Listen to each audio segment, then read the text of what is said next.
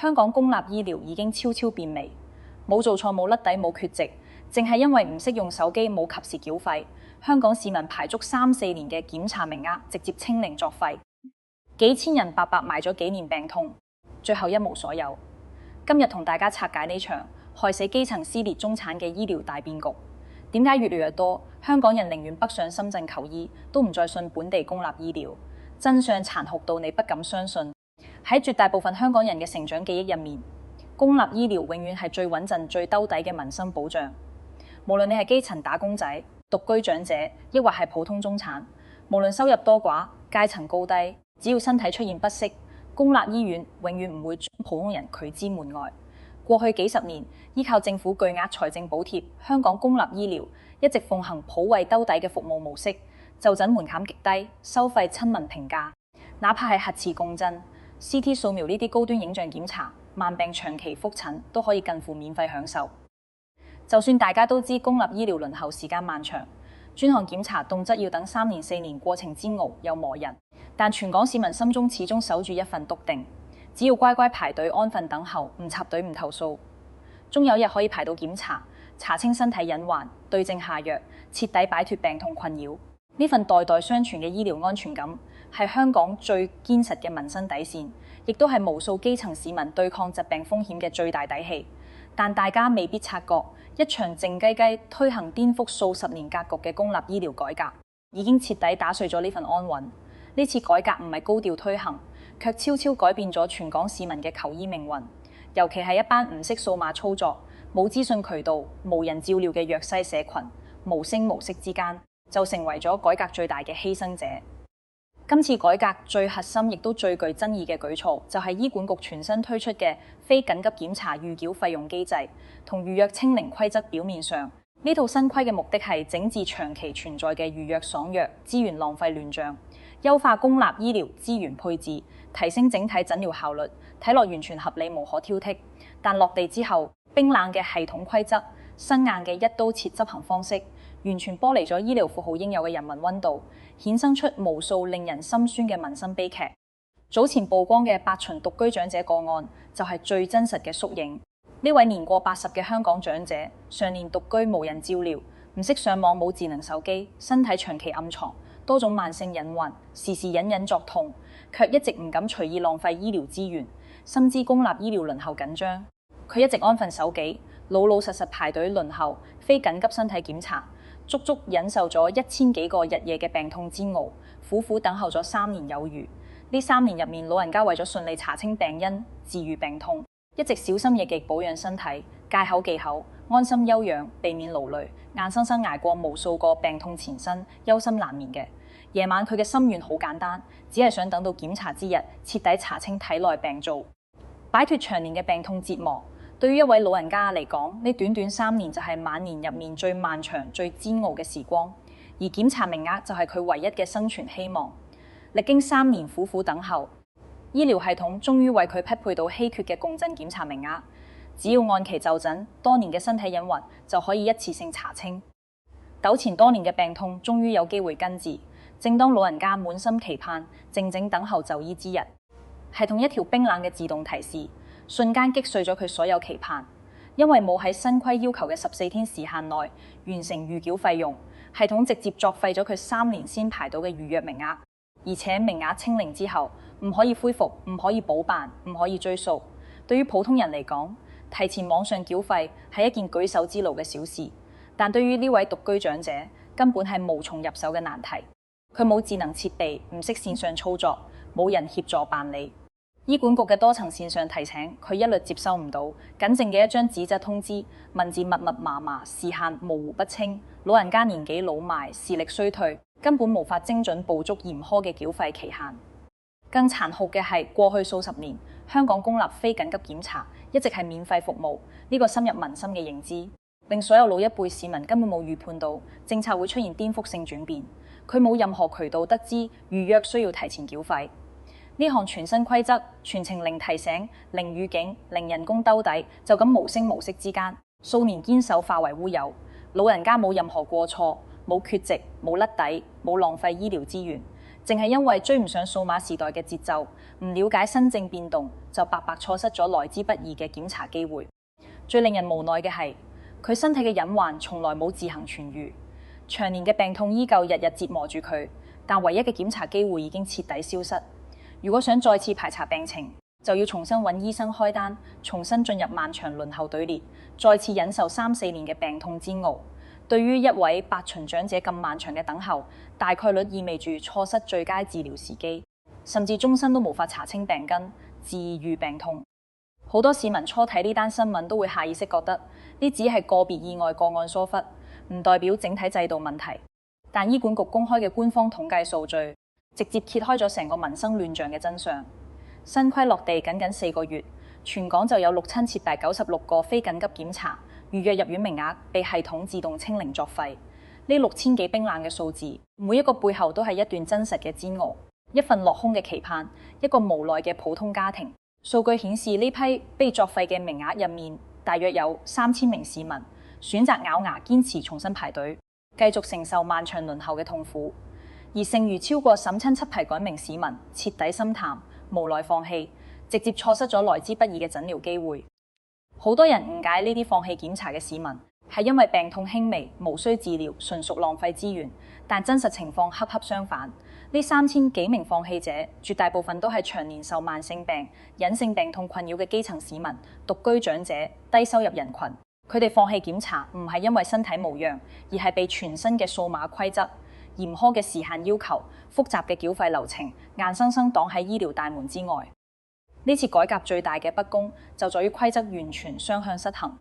對於熟悉智能設備、日日瀏覽政務資訊、擅長線上操作嘅年輕人同中產階層，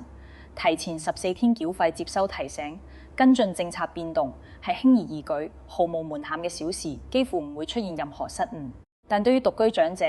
零網絡家庭、低收入基層、行動不便嘅弱勢社群，呢套數碼化新規就係一道無法跨越嘅高牆，直接剝奪咗佢哋平等求醫、平等保障健康嘅權利。我哋必須認真反思。今日無辜受害、錯失診療機會嘅係一位陌生嘅獨居長者，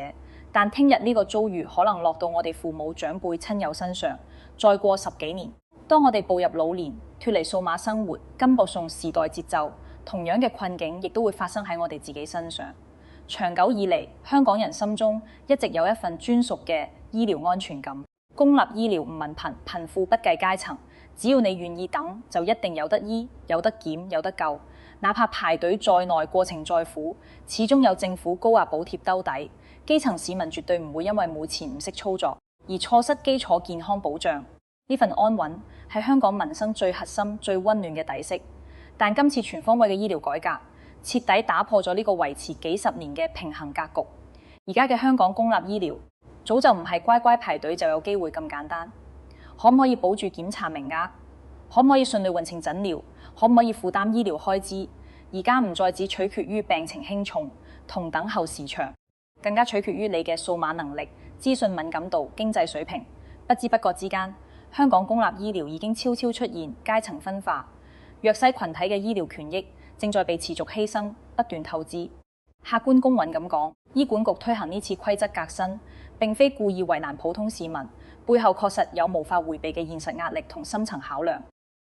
長期以嚟，香港公立醫療一直深陷供需失衡嘅惡性循環，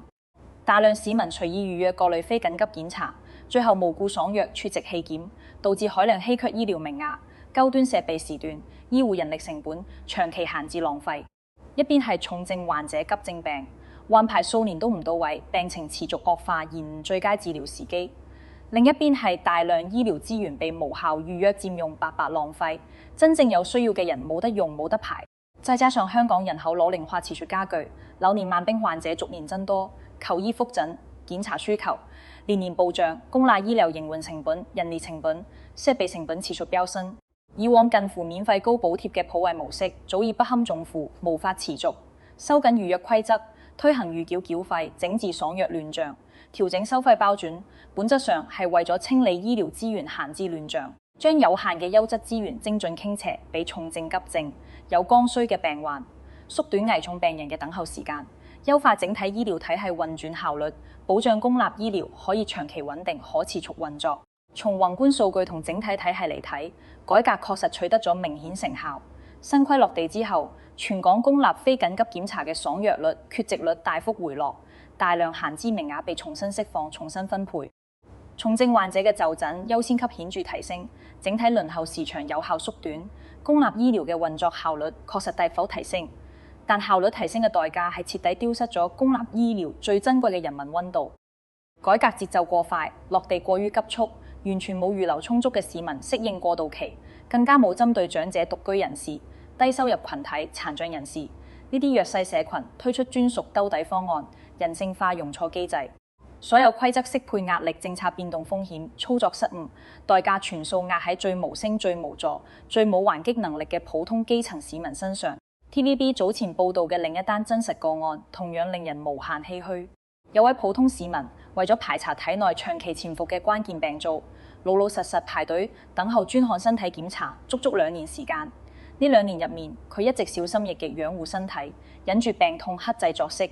滿心期待住檢查之日到嚟，可以徹底查清隱患、對症治療，擺脫病痛。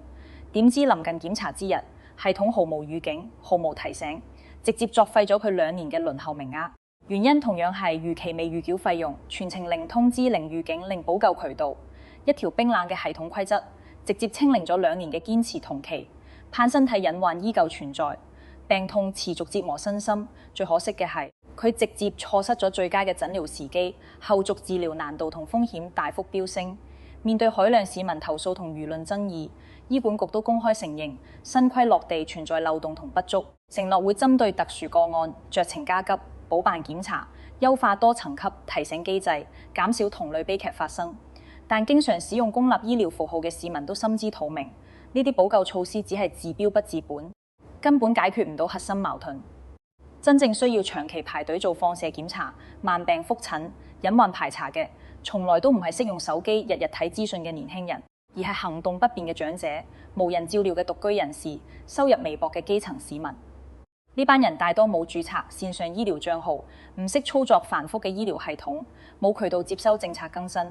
新規落地之後，所有風險全部自行承擔。所謂嘅特殊酌情處理、人性化補救，大多只惠及識得投訴、懂得維權、擅長發聲嘅市民，而一班沉默弱勢、資訊閉塞嘅基層民眾，只可以默默承受損失，白白耗費數年光陰無奈，錯失就醫機會。如果講預約清零規則係短暫刺痛，普通人咁全面落地嘅醫療收費加價改革，就係壓喺無數普通家庭身上嘅長期沉重負擔，徹底改寫咗香港公立醫療幾十年嘅普惠兜底模式。舊有體系之下，依靠政府高額補貼，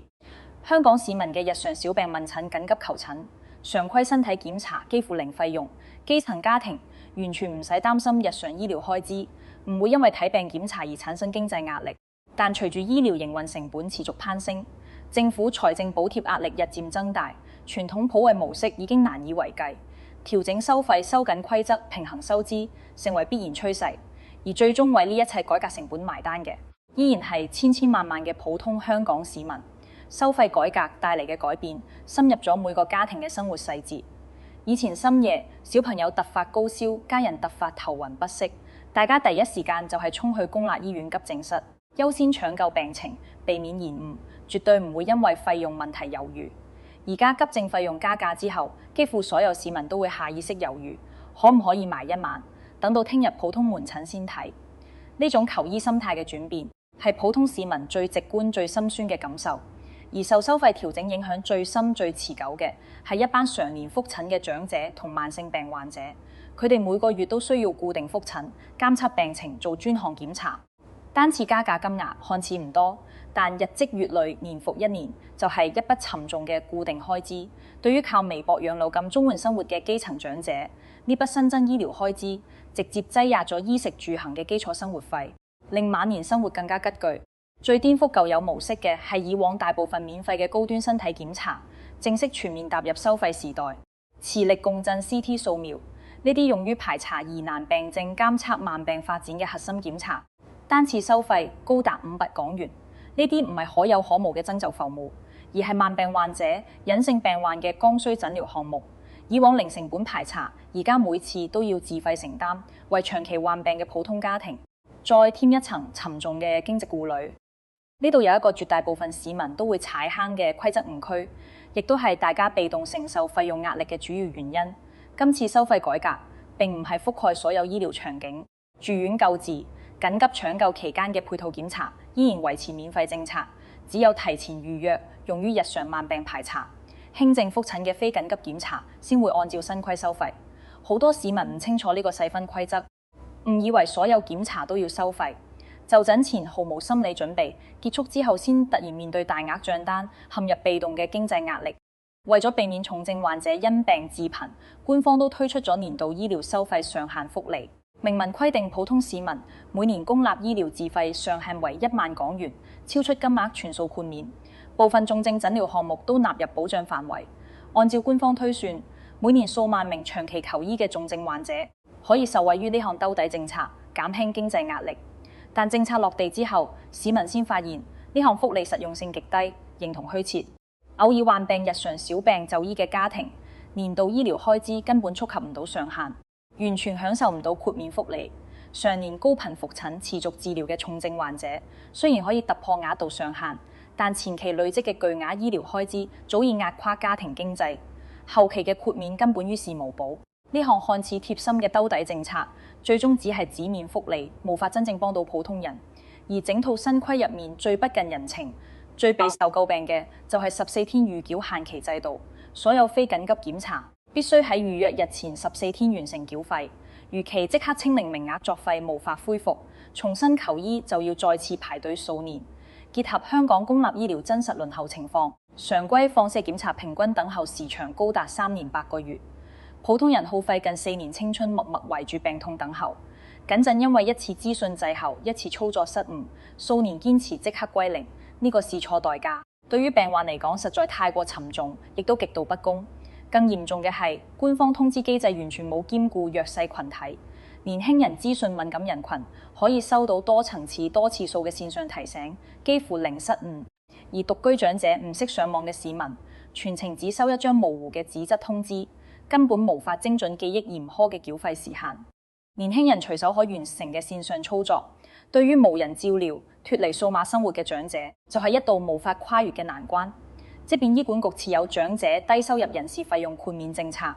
但整套申請流程需要個人主動查詢、主動遞交、主動跟進，零提醒、零代辦、零簡化。對於行動不便、資訊閉塞嘅弱勢群體，申請門檻極高，根本無法及時享受福利，只可以被動承受加價同規則變動帶嚟嘅所有損失。除咗規則嚴苛、兜底缺失，今次改革亦徹底暴露咗香港公立醫療積存多年嘅致命弊病：收費極度不透明。全港公立醫院幾乎冇顯眼位置張貼完整價目表，各項診療檢查、覆診嘅收費標準繁雜晦澀、分散隱蔽。普通人就醫全程一頭霧水，永遠要等到診療結束、帳單出咗，先知道自己需要俾幾多錢。繁雜嘅收費條款、複雜嘅分區規則，產生巨大資訊落差，令每次求醫都充滿未知風險，亦都一步步消耗市民對公立醫療嘅信任。如果話基層長者係最大受害群體，咁香港中產就係最尷尬、最無助嘅夾心群體。作為社會中堅力量，中產按時納稅、踏實工作，收入遠超基層，無法申領任何醫療補貼費用豁免，但收入又不足以負擔昂貴嘅私家醫療費用，進退兩難，求助無門。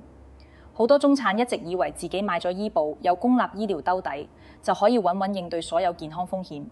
為咗保障家人健康，年年準時繳納醫保保費，靠數抵扣減輕壓力，但現實極其殘酷。醫保保費年年漲價，只升不跌，早已成為中產家庭固定大額開支。市面醫保產品兩極分化，平價醫保保障殘缺，高端醫保保費離譜，普通中產根本無力承擔。更致命嘅認知誤區係，大部分人以為醫保可以報銷所有醫療費用，但香港自願醫保只保障私營醫療服務。新規加價之後嘅公立門診、公立檢查、公立住院費用全數唔喺報銷範圍之內，呢個漏洞令中產陷入無解雙重困境，年年俾高昂醫保費唔敢斷保，同時仲要獨自承擔公立醫療加價開支，求醫成本越來越高，全程零補貼、零兜底、零保障。喺公立醫療規則嚴苛、輪候漫長、費用上漲、私家醫療價格高昂、門檻極高嘅雙重壓力之下，越嚟越多香港市民開始揾新出路。深圳正式成為港人求醫嘅第二主場，北上求醫熱潮持續升溫。對比香港公立醫院，動輒大半年甚至3、4年嘅輪候週期，深圳正規醫療機構接診效率極高，大部分基礎檢查、常規診療、牙科治療都可以即日或近日就診，徹底免去漫長等候嘅痛苦。同時，深港醫療價差巨大，深圳大部分剛需診療項目收費只係香港嘅一半甚至1/3，性價比碾壓香港本地醫療。而家唔單止基層長者北上求醫，大量中產家庭都慢慢接受咗深港雙軌求醫，新模式係日常基礎體檢、慢病保養常規檢查，優先揀深圳快捷、平價、高效，緊急病症複雜大手術留返香港兜底，靈活搭配已經成為無數港人家庭嘅最優選擇。對於重症患者嚟講，北上求醫更加係爭取生存機會嘅唯一出路。香港醫療審批節奏滯後，好多內地已經普及嘅靶向藥、新型治療方案、疑難病診療技術，遲遲無法落地香港，令好多癌症、重症患者無藥可用、無新方案可治。而深圳接軌全國先進醫療資源，能夠同步使用最新技術同新藥，成為港人重症患者延續生命嘅重要通道。而家以港大深圳醫院為核心嘅跨境醫療體系已經非常成熟，大灣區病人幫扶計劃持續落地，合資格港人就診，每次只需要自費磅蚊人民幣，剩餘費用全數政府資助，數千名港人已經受惠，口碑極佳。同時，深港醫療數據全面互通，深圳嘅檢查影像診療記錄、用藥檔案可以同步香港醫健通，兩地醫生無縫對接，接續診療。患者深圳就醫，返港復診，完全冇障礙，徹底打消咗港人北上求醫嘅所有顧慮。回望今次香港醫療改革，無可否認佢有極強嘅必要性。人口老齡化加劇，求醫需求暴漲，財政壓力沉重，資源浪費嚴重，舊有普惠模式早已無法持續。優化資源配置，提升體系效率，傾斜重症資源，係保障公立醫療長久運作嘅必然選擇。但最大嘅遺憾就係改革只追求效率，卻捨棄咗公平；只優化體系，卻犧牲咗民生。過快嘅落地節奏，令過渡期適配令弱勢群體兜底嚴苛嘅數碼規則，令無數普通市民承受咗唔該承受嘅改革陣痛。今次改革最深遠嘅影響係徹底重塑咗香港醫療生態，加速醫療階層分化。有錢人士可以自費享受私家優質醫療，免於輪候同規則束縛；普通基層同中產只能喺加價限流、嚴苛規則入面被動妥協，弱勢社群直接放棄檢查、錯失診療，健康權益持續受損。幾十年人人平等嘅公立醫療底色徹底被打破，更深層嘅心態轉變係香港人醫療安全感嘅徹底崩塌。以前我哋信制度、信兜底，只要安分守己就有健康保障。而家求醫需要識規則、識數碼，有財力有資源，健康保障從全民福利變成個人責任。公立醫療未來可以唔可以平衡效率與公平？可以唔可以收費透明？可以唔可以兼顧弱勢社群？至今依然冇標準答案。唯一可以肯定嘅係香港人代代相傳嘅醫療安穩已經徹底變質。睇到呢度，相信大家都徹底睇清咗香港醫療大變局背後嘅民生困境、階層撕裂同普通人嘅無奈。呢場靜雞雞嘅改革從來唔係簡單嘅加價同規則收緊，而係香港民生保障體系嘅一次深層洗牌。大家有冇親身經歷過公立醫療預約無故取消、睇病突然加價嘅糟心事？又或者身邊親友所苦等數年檢查落空，長期往返深圳求醫？你覺得醫療改革應該優先保住體系效率，定係優先顧及基層市民嘅民生權益？歡迎喺留言區分享你嘅真實經歷同睇法，我哋一齊交流討論。如果你想持續跟進香港最新民生變局，睇更多客觀深度嘅社會拆解、讀懂，更多關乎我哋普通人權益嘅真相，記得點讚、評論、訂閱我嘅頻道，一鍵3連支持。我會持續追蹤香港醫療民生社會最新動態，為大家帶嚟更全面、更真實、更接地氣嘅深度解讀。我哋下期再見。